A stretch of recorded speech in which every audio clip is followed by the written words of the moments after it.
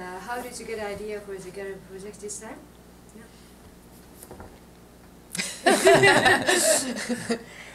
Well, we have been working with the relationship between sound, music, and war for the past few months, and I've become being very interested in how sound has been used as a way to commemorate war, sound as a weapon to paralyze people in crowds, sound as an instrument of torture. For example, they use the theme song for Barney the dinosaur, I love you, you love me, which is like a children's song to torture prisoners in Guantanamo Bay. Sound as a call for stopping, to waking up, to retreat, to attack. Basically all this relationship between sound, music, and war. And also like the relationship between musical instruments and war instruments. Like we were just doing research on the early examples of musical instruments in the battlefield, and as far back as there has been images of human encounters, like in particular like battles, there's always been in those images some kind of musical instrument as a device to organize and manage all of these bodies doing this kind of thing. So it's been interesting to see the relationship between these instruments that are for making sound and the instruments for warfare itself, and how these two things are completely related to each other in a way. Historically, they've kind of developed parallel to each other.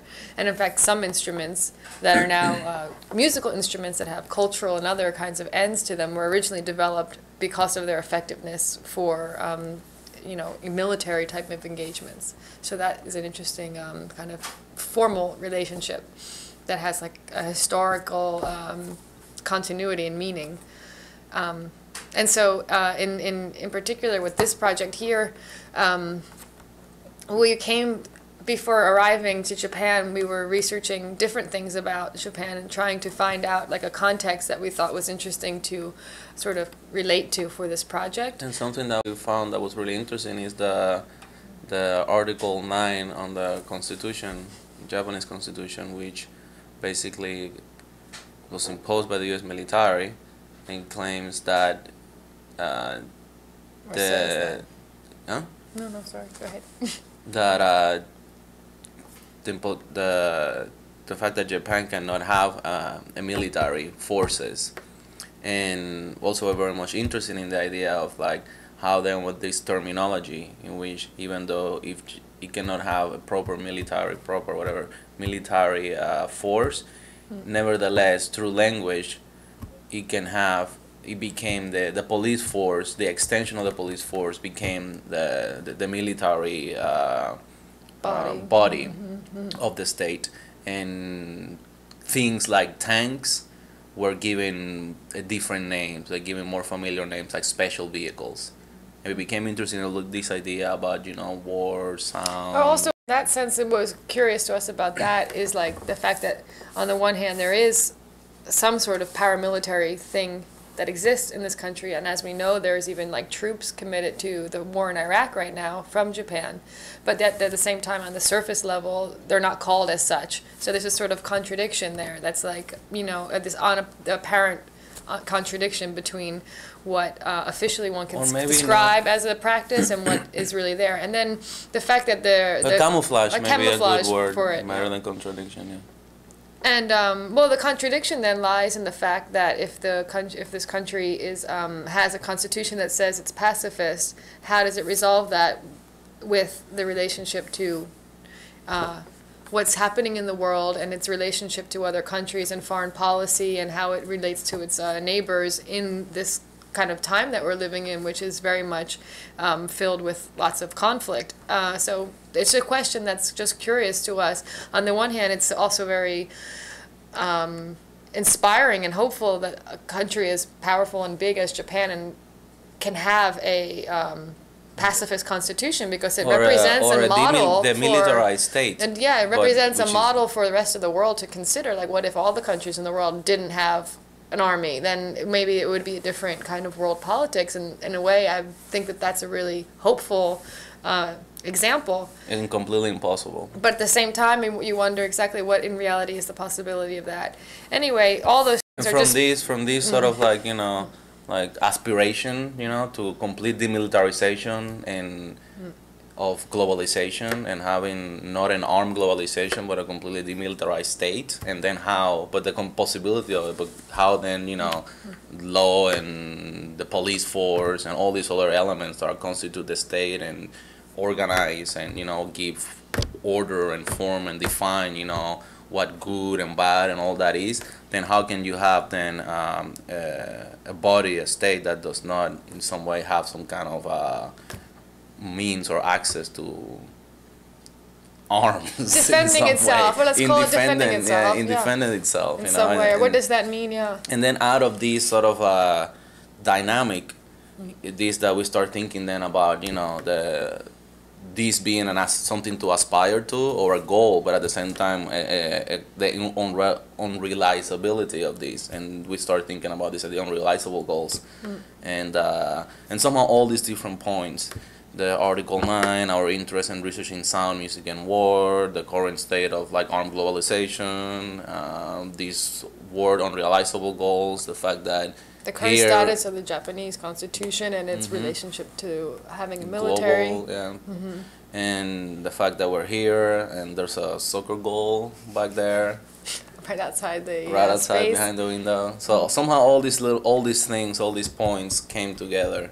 And finally, one last detail was the palm tree. That we find is like during our research, we have this image of a palm tree in which there are like Cuba, it's a picture from Cuba in which there's a palm tree and there's three people on top of the palm tree being camouflaged again and using it as a type of bunker of sorts to camouflage and, you know, and spy and but they're and up fight. there with weapons. Yeah, and they're shooting. using it as a So we thought of like using a palm tree, which is like a prominent or kind of prominent element of the landscape here behind, as the site on which this video will happen, new video.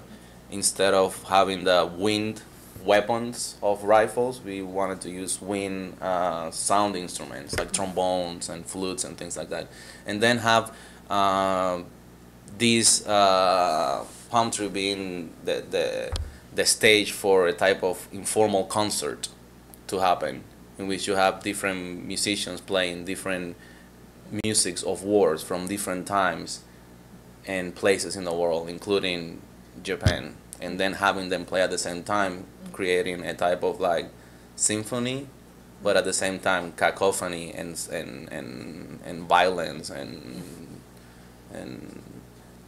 unrealizability of being mashed and make a perfect harmonious composition. And they became somehow the soundtrack to the game. And another element that we did, playing with words, like we're very much interested in the use of word, it's having the two soccer goals placed together, facing each other, so that it can create a contained space. Oh, wow. So it's impossible to score a goal. The goals are unrealizable within these. At the same time that the Constitution, perhaps, an aspiration to have a complete demilitarized state is also perhaps an unrealizable goal. And out of this relationship is that we became interested in developing this film that we are about to finish now. That's good.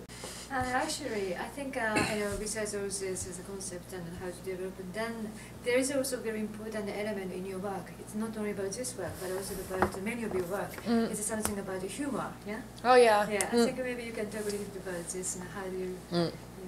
Well, speaking again in these kind of like using these terminologies about let's say these military words, I think that humor in a way is very disarming. Like it actually is a way to, but it's true. Like yeah, it's a way to actually to do that, to sort of get someone to snap you out of your normal mode of acting and reacting to things, and it's a way into thinking about something in a way perhaps differently than you would before. And humor is a very effective way of generating and disarming, you know, like generating somebody's a new perspective, you know, and sometimes it's a way of seeing something different comes by way of humor, you know. It's a critical tool in a way to do that. And also playing with words, like you say, disarming.